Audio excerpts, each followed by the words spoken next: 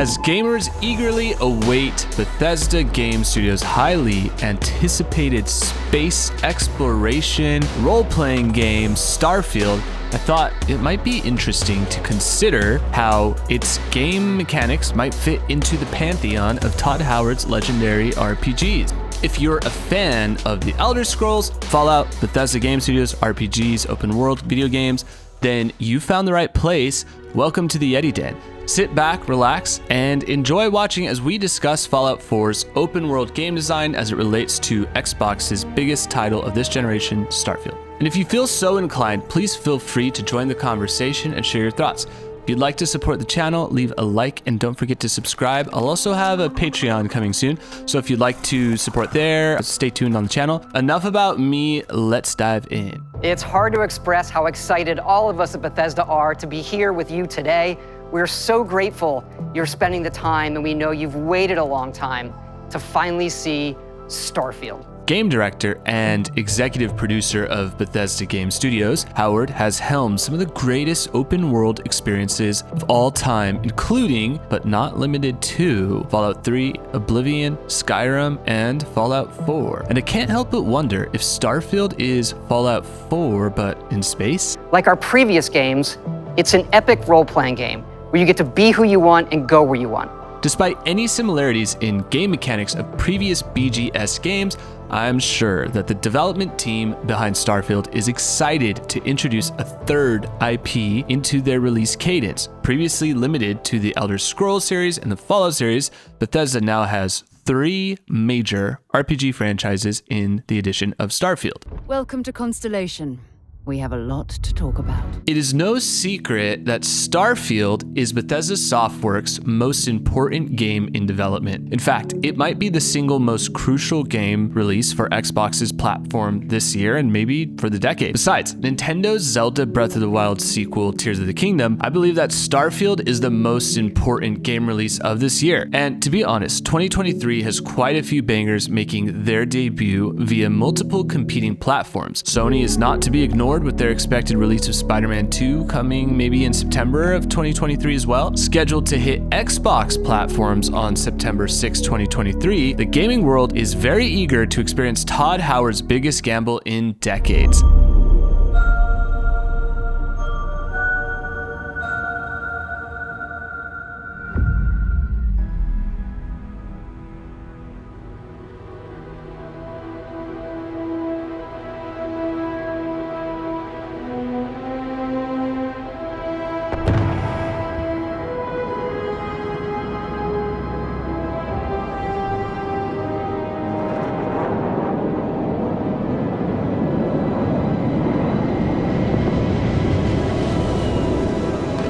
At one point, Todd ambitiously told Washington Post's Harold Goldberg that Starfield is like Skyrim in space. But later, in a conversation with the Friends Per Second podcast, head of Xbox Game Studios, Matt Booty, made sure to clear up any comparisons to Skyrim by grounding Starfield as its own unique RPG. I'm confident that he's not going to sit still on what was built before. It's not his approach to come in and kind of reskin something, right? So there's going to be an awful lot of things that move forward. The things that excite me first are just the visual style, called this kind of NASA punk. It's very inspired by the concept art of the late 70s, early 80s. So it has a little bit of a sort of retro cassette kind of feel to it. And just the things that it brings into the game, which almost given the genre you have to have. It'd be almost one of those, how could you not put that in there? So, the shipbuilding, the space combat, the world exploration.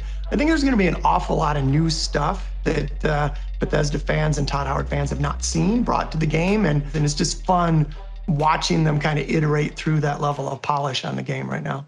In my previous video, The Voice Protagonist of Fallout 4, we discussed Todd Howard's framing of Fallout's 4th mainline installment and how it relates in its succession of releases under the Bethesda Game Studio catalog, meaning Fallout 4 was the successor of Skyrim in game design philosophy and open world mechanics, more so than being the game design follow-up of Todd Howard's Fallout 3.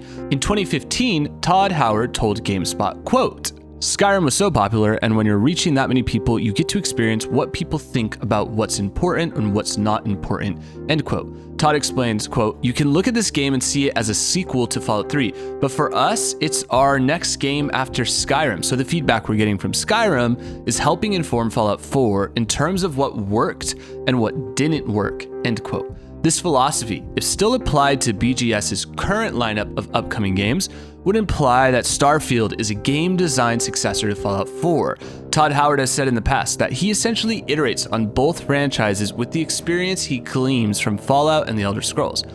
Todd tends to look at the previous game's release performance and player feedback when creating his next open-world RPG. That could mean that Howard reviewed Fallout 4 and decided to go in a completely different direction, or it could be that Fallout 4's financial success informed the team's approach on Starfield. By the way, if you're wondering how Fallout 4 did compared to the other Fallout titles, Fallout 4 leads the pack in sales with over 13.5 million units sold according to Statista. In my previous video, we highlighted the fact that Bethesda tweeted confirming that they will go back to the voiceless protagonists. Kind of I'll call it like a classic Bethesda style dialogue with you're looking at the character and how they emote. You have a series of choices there. The scope of the game, the amount of content we're making is a bit more than we've done before in terms of quests and things like that, but the depth in some of this stuff with the dialogue. We just passed 250,000 lines, and that includes my favorite speech persuasion system. You're not talking us out of this score. It feels like it's part of the dialogue, but you're spending points to persuade them. You willing to give up the ship? Just like that?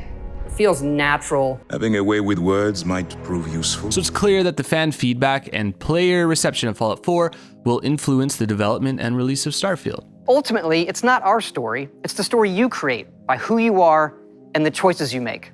With that in mind, I thought it would be interesting to analyze Starfield as a potential successor to Fallout 4. I've been currently replaying the fourth mainline Fallout game, and I've noticed a few similarities in Bethesda's 2015 post-apocalyptic RPG and the developer's new foray into NASA punk space exploration. How are these two titles similar? Well, we know that there will be base building, procedurally generated encounters and quests, factions, first-person shooting mechanics, and a musical score by Bethesda's veteran Enon Zur.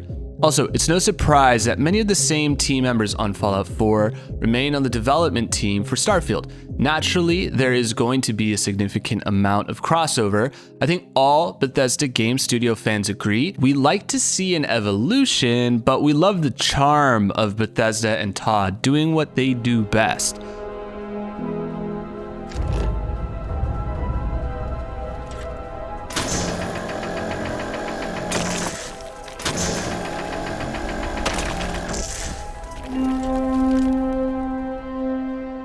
Of this list of features, base building stands out as the most Fallout 4 mechanic, linking together the two releases. PC Games put together a great article detailing the information we have so far on Starfield's base building mechanics. I'll highlight a few interesting observations the publication has made so far. The writer of the article, For James, writes, "It's a clear evolution of the settlement system in Fallout 4. Ford says, quote, "While there were designated locations to transform into fortified homesteads across the Commonwealth, Starfield looks set to follow in the footsteps of Fallout 76 by requiring you to place an outpost beacon before expanding your base around that," end quote.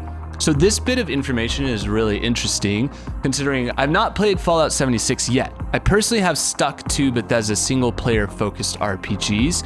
However, it could be interesting to poke around Fallout 76 to see if Bethesda Game Studios Austin has had more of an impact on Starfield's structure than I might have imagined. To give you an idea of the timeline, Fallout 4 released on November 10th, 2015, while Fallout 76 released on October 23rd, 2018. Starfield began development in 2017, which means there's about 2 years between the release of Fallout 4 and the development of Starfield. So what was Todd doing then? I will find out for you. But in the words of Mr. Matty Plays, I digress. So let's continue. for James's analysis of base building, in which he lays out a scenario that players will be scanning environments for possible base building locations while also utilizing the HUD for locating, quote, potential for resources, fauna, and flora too, so you can weigh up the viability of your chosen spot, end quote. James writes, quote, when the outpost beacon is built, you can enter modify mode to take a bird's eye view of your base in progress and place down structures, prefabs, and the like. There's a limit to how high you can build, along with how far you can expand past your outpost beacon, though at this stage, it's unclear whether that is something that can be upgraded or modified, end quote. Another component of the base building mechanic in Starfield is the focus on resource collection. Ford explains, quote, your Starfield base also serves the purpose of producing materials when in build mode. Your cargo, crew, and power are quantified in the bottom right corner of your HUD, along with your production rate per minute. Much like in Fallout 4, you can send friendly NPCs back to your base to assist with production and presumably help defend it too, although we've not yet got confirmation on whether your base can be attacked or not, end quote. If you want to dig in a little more, check out the article How Starfield Base Building Works, because they do go a bit further into the prefabs and materials.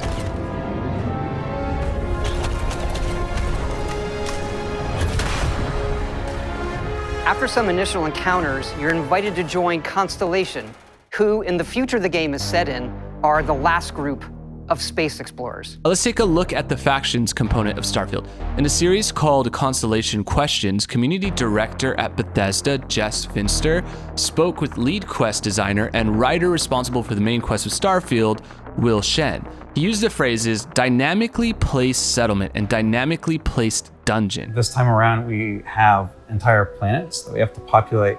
So we actually have new tech to take whole locations that we've built and put them on the planets. Now you could say maybe you're going to an outpost and you actually discover there's a whole group of people there with a particular problem. Whereas, before it might be just a person coming to you along the road. Now it's an actual whole location that can be put there. And maybe they have a problem, like one of our members was kidnapped. They've been kidnapped by some pirates. We think they're over there. We actually are replacing a whole other location with that person in it and enemies around it. So it's a dynamically placed settlement that is taking you to a dynamically placed dungeon as you're walking through. And without being a game developer myself, I'm relying on Bethesda's definition of dynamically placed elements in Starfield to get a better understanding of their approach to procedurally generated quest lines. In fact, Jess Finster summarizes Shen's description of, let's call it, these dynamic quests by adding, quote, so basically at any point in time on a planet, you can just experience a random encounter anywhere, to which Shen confirms, yeah, exactly, and I think we're only just scratching the surface of what that tech can do, end quote. Not to belabor my point or the title of this video, but an interesting note of information regarding Starfield's connection to Fallout 4. Shen explains that the Earth and its solar system is referred to as the Old Neighborhood. In Starfield, our solar system plays a role early on in the main campaign. This reminds me a bit of Todd Howard's approach to Fallout 4 by starting the Fallout 4 story in the old world before the bombs dropped. I think this idea of what is home serves as a storytelling and world-building device. By showing us the old neighborhood, it gives humanity context while also helping the player character to understand the world outside of our solar systems. And I'm sure it serves as a narrative lens to view the strange, the unknown, and the far out. To go a little bit further, I appreciate Bethesda's approach to the world before the bombs dropped in Fallout 4. It displays storytelling courage to flesh out the player experience and define the world building by allowing players the chance to kind of peek behind the curtain. Now, Shen does flesh out a tiny bit of lore in the video, so I'll let you decide if you want to dig even deeper into humanity's story in Starfield. For now though, let's stick to the quest mechanics and how they relate to Fallout 4. So Jess Finster asks, how will quest lines work compared to the other BGS games? Can we join multiple factions and complete all of them like in Skyrim? Or does joining one lock you out of certain others like in Fallout 4? Shen dives into his explanation of how the faction quest lines work. We're peacekeepers. We protect the people of the Free Star Collective. We also discussed really early on, like, okay, do we make some of the factions be in conflict with each other? And we decided, we really want to make sure that you can play through all the faction lines independently of each other. And this time around, we were like, no, we really want the stories to be a little more personal, right? You're influencing the direction of where this faction is going to go. So say the politics of the Free Star Rangers, right? What's more important? Is it justice or industry, right? Where are you going to try to nudge them in this direction or another? So you don't necessarily end up as the head of every single faction of the game. But, obviously all the major characters in every faction quest line will be reflecting on your choices. It can have far-reaching consequences. According to the scanners, the abandoned research facility is in this direction. Shen also details how they've advanced companion roles in Starfield. The companions along the Constellation storyline, which is the main quest, they'll have a lot of opinions and points of view about what the decisions you'll be making along the main storyline. We've also added in several times where you can ask them to speak for you. So you might have a companion with you and you'll be challenged to someone will tell you you can't get through here, and you can actually turn to your companion and say, hey, actually, could you handle this? And they'll actually speak on your behalf, and there could be consequences, good or bad, for what they happen to say. And all the usual things you would expect from followers, right? They'll follow you into danger. You can trade equipment with them. And they'll also be crewing your ship, which is new, so they'll be helping out on your ship as well. It would appear that pirates of the Crimson Fleet are using the facility. No one's getting through. Hey, there you are! We've got company! Opening fire! Take that guy down, huh?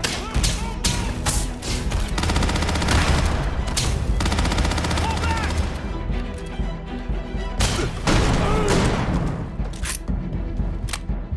All right, so now for the shooting mechanics. It definitely seems like the first-person shooting is an evolution of Fallout 4's improvement on Fallout New Vegas. Sadly, though, if you're a Fallout fan, I'm unsure if there's any kind of VATS component. I don't think there would be, but I'd imagine like Fallout 76 that the VAT system just is not included, which is a bummer for those of us who love the old school tactical feel of Fallout. But let's watch a clip of some of the gameplay in action.